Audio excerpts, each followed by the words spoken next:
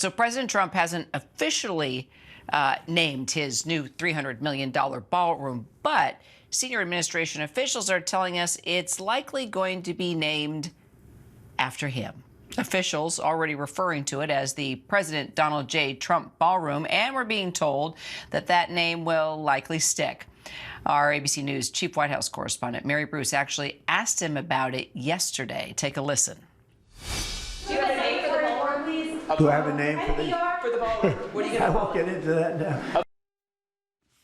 Well, it comes as we're now also learning that $350 million has already been raised to pay for the ballroom. A White House official telling us that construction will still cost $300 million, though they didn't say what the additional $50 million would be used for.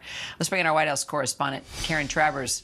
She's been crunching the numbers for us. So Trump is known for branding his construction projects after himself. Now it appears, well, it may live on forever there at the White House.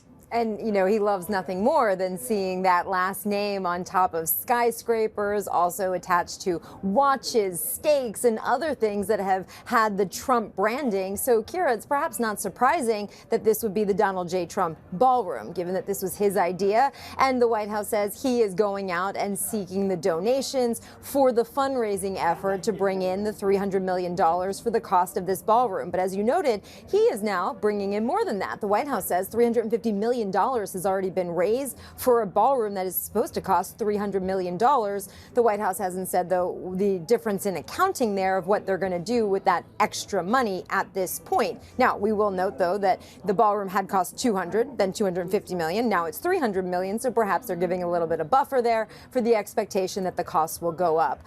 But as you said, our Catherine Falter's reporting that senior officials have been calling it the Donald J. Trump Ballroom. That will stick. And the president himself, though, with that smile, demurring yesterday when Mary Bruce asked him if he already has a name for it. But I think that was pretty clear. He already does.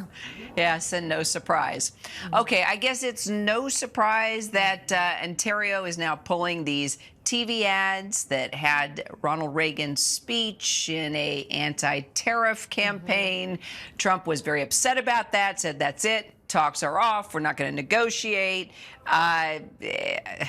What do we know? Yeah, they're pulling that ad, but Kira, not until Monday. It will still run over the weekend, but they're saying in a statement that it has reached its intended audience in the United States at the highest levels. And I think you can assume that that means Donald Trump, because of course he saw it, and it did set him off last night, and he declared that he was cutting off trade talks with Canada. But notably, they're going to continue airing this ad through the weekend because of the World Series. The Toronto Blue Jays are playing the Los Angeles Dodgers in the World Series, so that could be a potential significant number of eyeballs that will be seeing this. But the statement from the Ontario government says they will pull it starting on Monday so trade talks can resume.